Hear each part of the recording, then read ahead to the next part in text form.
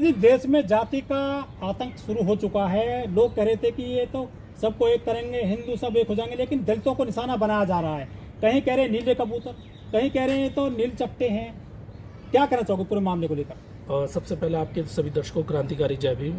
देखिए, ये बात हम लोगों ने तब भी कही थी जब आपसे शायद 2014 के आसपास में आप सब साथियों से मैं बात करता था। मैं ये कहता था कि अगर ये सरकार लगातार 5-10 साल 15 साल रह गई तो ये सारा सिस्टम तबाह कर देगी, और वही हो रहा है। इस देश में जब अम्बेडकर राइट मूवमेंट के लोग अपने हक अधिकारों के लिए सड़कों पे खड़े होने लगे और वो सरकार से मांग करने लगे कि हमें हमारे अधिकार दीजिए, तब यही लोग हमें जातिगत अब जो शोषण जो आज़ादी से पहले होता था उस पर और ज़्यादा हावी हो रहे हैं, उस पर लगातार करने की कोशिश कर रहे हैं। प्लस साथ में जब हम बाबा साहब की बात करते हैं, अम्बेडकरवाद की बात करते हैं, तो बार बार नीले कबूतर वगैरह इस तरह नील चट्टे वगैरह ऐसे शब्द भी प्रयोग करते हैं। तो इनके साथ एक परेशानी बहुत बड़ी है कि इनको सिर्फ एक कलर पसंद है, इनको सिर्फ एक ही कलर पसंद है, वो भगवा। उसके अलावा अगर हरा दिख जाता तो उन्हें लगता है कि मुसलमानों का हो गया, नीला हो गया तो वो उन्हें दिखाई देता है कि ये दलितों का हो गया। तो कहीं ना कहीं इससे उन्हें परेशानी। और सीधी सी बात है, हम ये बात कहते हैं कि अगर अम्बेडकरवाद आगे बढ़ेगा तो जो मनुवाद है वो कहीं ना कहीं तुम्हें दबाने की कोशिश करेगा। और बार बार हम लोग ये कहते थे 21वीं सदी जो आने वाली 21वीं सदी है वो मनुवाद की नहीं है, वो अम्बेडकरवाद की है। अब ये वो दलित पिछड़ा वाला तो रहा नहीं कि जिसे कह दे कि कुर्सी पे नहीं बैठेगा तो कुर्सी पे नहीं बैठेगा, भाई सिर्फ रिजर्व सीट है वहीं पे आपसे फाइट करेगा। अब ऐसा भी नहीं रहा कि अगर आपने कह दे कि इस मोहल्ले में निकलना है तो चप्पल निकाल के अपने सर पे रख के लेके जाओ, ये भी माहौल नहीं रहा।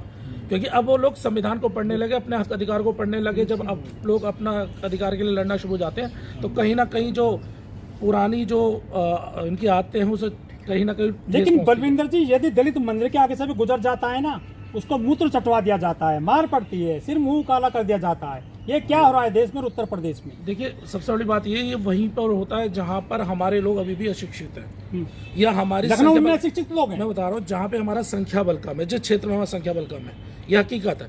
देखिए, अगर आपको कुछ चीज़ सीखनी है ना तो अपने लोगों के साथ एक साथ रहना चाहिए। अभी हाल में क्या हुआ, ये अभी हाल में घटनाएं क्यों बढ़ी, इस पे भी हमें सोचना पड़ेगा। मैं बार बार कहता हूँ दूसरे पे आरोप लगाने से पहले अपनी गिरेबान में भी हमें झांकना पड़ेगा। हमारा जो समाज है, सबसे बड़ी कमी क्या हुई, 2000 जो क्या नाम है इसका 22-23 तक हम इकट्ठा थे। लेकिन अभी आपने पीछे देखा जब वर्गीकरण वाला मामला आया तो हमारे लोग आपस में ही लड़ पड़े।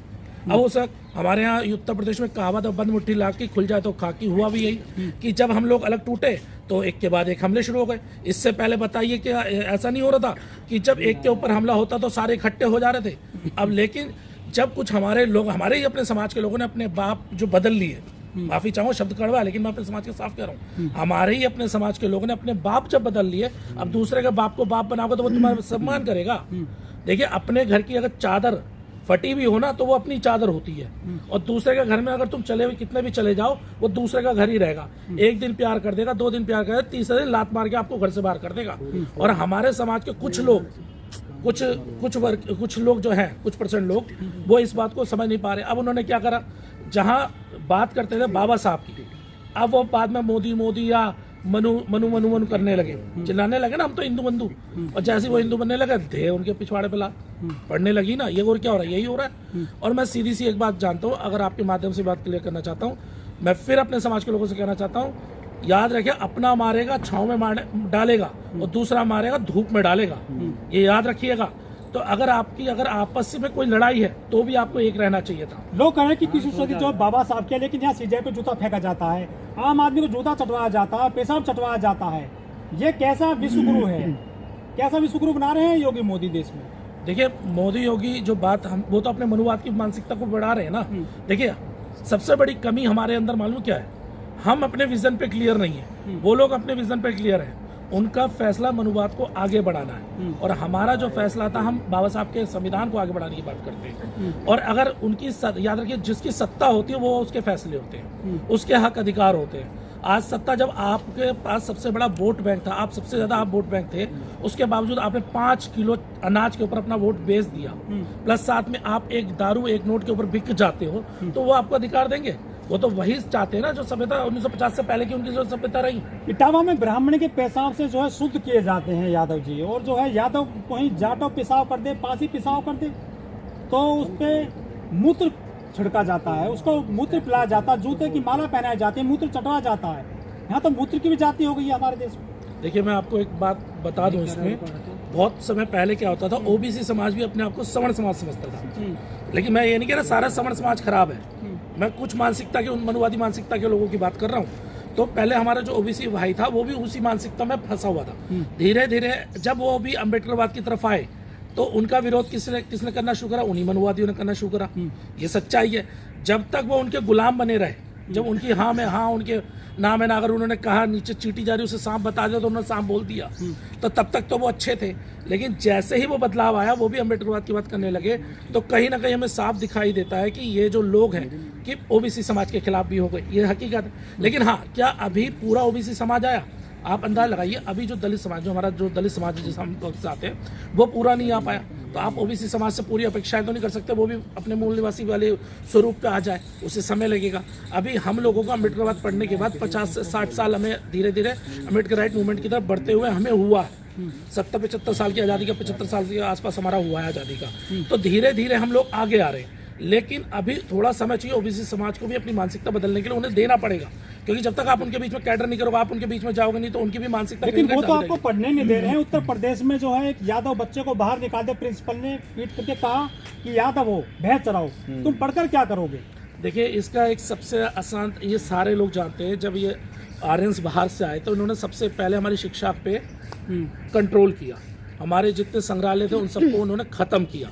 और उसके बाद शिक्षा के बाद हमारा धन भी चला गया, हमारी इज्जत भी चली गई, जो हकीकत ही है। आज फिर से जब उनकी सरकार है, वो यही तो चाहते हैं कि हमारा जो समाज है वो गुलाम बना रहे। इस देश का मूल निवासी जो बार बार ये कहता है कि हम इस देश के मूल निवासी है, इस देश की सत्ता पे हमारा पहला अधिकार है, इस देश के संसाधनों पे हमारा पहला अधिकार होना चाहिए, तो वो नहीं चाहते कि वो आपको वो साधन दे। तो ऐसी स्थिति में वो नहीं चाहते कैसे भी करके आप आगे बढ़ो। देखिए, आज हमारे 131 सांसद तो हो गए, लेकिन वो 131 सांसद क्या अम्बेडकरवादी हैं? क्या वो फूले साहू पेरियार वाली विचारधारा वाले लोग हैं? ये भी सवाल है ना। वो है तो उसी मानसिकता के लोग।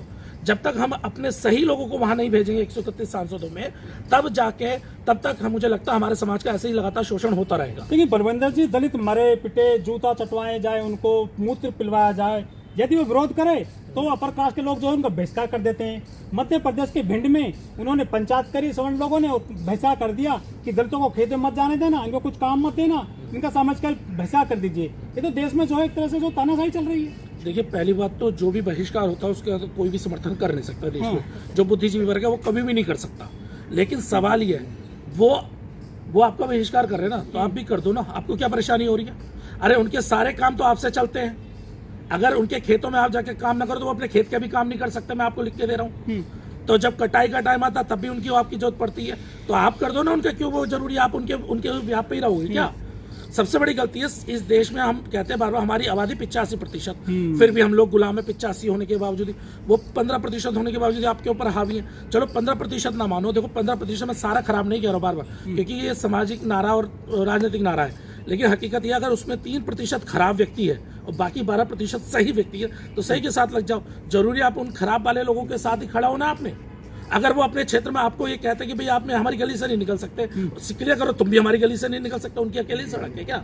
सीधी सी बात है। अगर वो कहते हैं कि आप हमारे दुकान से सामान नहीं ले सकते, तो आपके पास तो विकल्प बन गया ना, खोलो अपनी दुकानें, आपके इंटर्नशिप शुरू करो ना, अपने अंदर अपनी छोटे उद्योग खोलो, वहां पे अपने लोगों को रोजगार दो। जरूरी आपको सब आपका संविधान ही नहीं मानते ना, बाबा साहब को मानते हैं। वो तो कह रहे हैं कि बाबा साहब ने नहीं लिखा संविधान, BN राव लिखे, और ये SC एक्ट भी खत्म होना चाहिए, इसमें निर्दोष लोग जेल भेजे जाते हैं। उन्होंने पूरा एजेंडा छेड़ दिया, जो अनिल मिश्रा जैसे लोग हैं। देखिए, सबसे पहले संविधान की बात, तो मैं आपको एक बात बता दूं, संविधान की ताकत का वो चाहे कितना भी बोलते रहें कि भाई हम संविधान को नहीं मानते, जब पकड़े जाते हैं ना, थाने में बंद होते हैं, तो उसी संविधान के आधार पर जाकर कहते हैं बाबूजी छोड़ दो, जमानत दे दो। उसी संविधान में जाके कहते हैं, तब कहते हैं मनुस्मृति से दिला दो। नहीं मिलता ना, वरना पूरी उनकी पूछते हैं ना, वो सड़ जाएंगी जेलों में। और रही बात आपका, जो आपने बात करा BN राव जी का, देखिए BN राव जी का भी सम्मान होना चाहिए, मैं मना नहीं कर रहा, मैं खुद SC कम्युनिटी से आता हूँ, लेकिन मैं फिर भी कहता हूँ BN राव जी का भी सम्मान, क्योंकि इस देश में संविधान बनाने में बहुत सारे लोगों ने अपना योगदान दिया। कुछ ने प्रत्यक्ष रूप से दिया, कुछ ने अप्रत्यक्ष रूप से दिया है। तो आप ये नहीं कह सकते प्रत्यक्ष के चक्कर में अप्रत्यक्ष को भूल जाओ। तो सबसे पहली बात यह कि BN राव जी का सम्मान करते हैं, लेकिन उसका अर्थ ये नहीं है कि आप उनके नाम पर आप हमारे समाज के या इस देश के संविधान बनाने वाले संविधान निर्माता का अपमान करो। ये पॉसिबल नहीं है और इसे हम मानने वाले नहीं है। लेकिन ये मनुवादी 75 साल से कहाँ सोए हुए थे? कह रहे थे कि संविधान जो BN राय लिखे हैं ये तब से क्यों नहीं बताए, अब से पहले 75 साल से? देखिए एक्चुअली मैं हास्यास्पद जो करना नहीं चाहता, लेकिन फिर भी आप जब ये बात कर रहे हैं, ये तब इन्हें पैदा हुआ है जब ये संघ में गए। अच्छा, जब तक संघ में नहीं गए तब तक इन्हें पता नहीं था। और संघ की एक थ्योरी है, अभी आपने देखा हो एक टीवी चैनल पे एक प्रवक्ता है बीजेपी के, वो ये कहते हैं कि हनुमान जी जो पहले अंतरिक्ष यात्री थे। आप सोचिए, अगर किसी विदेशी ने कोई आविष्कार कर दिया हो तो ये वो लोग हैं जो खुद तो कुछ करते नहीं है, लेकिन दूसरे ने अगर कोई आविष्कार भी कर दिया होगा ना तो उसका क्रेडिट लेने सबसे पहले पहुंच जाता है कि भाई हमने किया।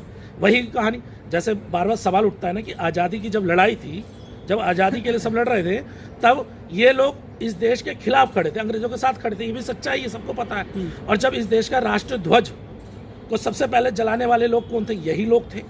बाबा साहब के पुतले जलाने वाले कौन थे? यही लोग थे। हिंदू महिला कोड बिल को विरोध करने वाले कौन लोग थे? यही लोग थे। आज जब सब लोग इस बात को मानते हैं, एग्री करते हैं, और इन्हें पता लगने लगा कि ये सबसे इंपॉर्टेंट चीज़ें थी, तो आज क्या कहते हैं कि आज़ादी की लड़ाई में वो क्या नाम है उनका, सावरकर ने इतनी कुर्बानियाँ दे दी। फिर कहते हैं कि क्या नाम है, हमसे ज़्यादा राष्ट्रध्वज को कोई सम्मान नहीं देता, तो 1950 में चलाया था आपने। RSS का योगदान बताते हैं ना ये चीज़ें, कि राष्ट्रध्वज का हम सम्मान करते हैं। लेकिन इनके खिलाफ खड़े हो गए हैं, दलितों पर अभियान चला रहे हैं महाराष्ट्र में कि RSS को बैन किया जाए देश में। 100 साल का हो गया RSS। देखिए सबसे बड़ी बात यह है कि RSS को बैन लगाने के लिए सिर्फ एक कम्युनिटी कुछ नहीं कर सकती। मैं आपको लिख के दे रहा हूँ इस बात। लेकिन दलित सबसे आगे आए हैं। अगर सिर्फ दलितों की बात करो तो आपको उस बुद्धिजीवी वर्ग से भी बात करनी पड़ेगी, साथ में OBC लोगों से भी जब तक OBC साथ आपके नहीं आएगा और दलित मिलकर साथ नहीं, जिसे हम बहुजन समाज कहते हैं, तो क्या OBC मजबूत कर रहा है संघ को? मैं नहीं, बहुत बड़ी मात्रा में अब डाइवर्ट हुआ है, वो इधर की साइड आया है, लेकिन अभी उन्हें समय लगेगा। तो मैंने कहा जब तक हम बात जो बहुजन समाज की बात करते हैं, जब तक बहुजन समाज एक नहीं होगा और ये जो सवर्ण समाज में जो बुद्धिजीवी वर्ग है वो साथ नहीं आएगा, तो ये सरकारें बैन करना इतना आसान नहीं, क्योंकि सत्ता में तो उनके लोग बैठे हुए ना, हमारे लोग नहीं बैठे हुए। ये सच्चाई है, आप ये समझिए। लेकिन सर RSS बैन क्यों करना चाहते हैं? क्या वो वाकई में देश के लिए नहीं है? वो तो दावा करते हैं हम राष्ट्र के लिए है, राष्ट्र के लिए कामकाज करते हैं। देखिए जब बात RSS के बैन की बात आती है और जब यह बात आती है तो RSS के बारे में इस देश का बच्चा जानता है कि उसने कितना योगदान इस देश के लिए दिया है। नंबर एक बात। दूसरी बात, जो अंग्रेजों के साथ गुलामी कर रहे हैं, जो अंग्रेजों से चंदा ले रहे थे, जो अंग्रेजों से मेहनताना ले रहे थे, वो लोग आपको लगता है कि वो इस देश के लिए काम करेंगे? जो इस देश के राष्ट्रध्वज का सम्मान नहीं करते और राष्ट्रध्वज से ऊपर अपने भगवा एक झंडे को लहराते हैं, तो क्या वो उसका सम्मान करते हैं? जो इस देश में जातियों के नाम पे एक जाति वर्ग को गुलाम बनाने की कोशिश करते हैं, क्या वो इस देश का सम्मान करते हैं? आप समझिए ना। दुनिया का सबसे बड़ा संगठन है RSS। PM मोदी बोल चुके हैं लाख लगी प्राचीर से। अरे सर देखिए, दुनिया का कोई सबसे बड़ा संगठन ऐसा कुछ नहीं है, ये सब कहने की बातें हैं। अगर देखोगे जो इनका IT सेल होता है, वो एक ही बंदा, अगर उनकी आइडिया चेक करोगे ना, वो सारी नई आइडिया होती है। अरे एक ही बंदा राष्ट्रपति, प्रधानमंत्री, मुख्यमंत्री, सारे जो बड़े बड़े ऑफिसर हैं वो संघ से निकल कर आ रहे हैं। नहीं, इस बात को मैं आपको मानता हूँ, क्योंकि मैंने बताया ना, उन्होंने अपने लिए जो उन्होंने अपना नियम रखा था कि हमें सत्ता के शीर्ष पर पहुंचना है, वो उन्होंने उस पर ईमानदारी से अपने हिंदुत्व को बचाने के लिए मेहनत करी है। देश को एक नया सिक्का मिल गया उनके नाम पर, RSS के नाम पर। अब क्या चाहिए देश को? नहीं, मुझे लगता है कि आपके माध्यम आपने ये सवाल किया, तो देश को जो सबसे ज्यादा जरूरी है, रोजगार चाहिए, रोटी चाहिए, मकान चाहिए। अगर ये चीजें व्यवस्थाएं नहीं होंगी तो फिर क्या देश है, ये बताइए आप? सिर्फ सिक्के से आप चलाओगे? इस देश की इकोनॉमी एकदम डूब चुकी है, आप भी जानते हैं। इकोनॉमी, हर बंदा जो हम 2014 से पहले की बात करते हैं तो 57,000 रुपए का कर्ज के हिसाब से था, जो अंतर्राष्ट्रीय जो कर्ज था पर व्यक्ति। आज वो लाखों का हो चुका है। सर आपको लग रहा है RSS बैन हो पाएगा इस देश में? हो सकता है, क्यों नहीं हो सकता? पहले भी बैन हुआ है और अब भी हो सकता है, बस लेकिन उसके लिए इच्छा शक्ति क्लियर होनी चाहिए। इसके लिए बहुजन समाज को अपनी जिम्मेदारी उठानी पड़ेगी। उन्हें कहना पड़ेगा जो आपके बच्चों के हक अधिकार को खाने वाले लोग हैं, उनको अब कैसे भी करके सत्ता में हम लोग नहीं जाने देंगे। जिस दिन वो सत्ता में बाहर हो जाएंगे, अपने आप इन पर बैन लग जाएगा। बहुत बहुत धन्यवाद।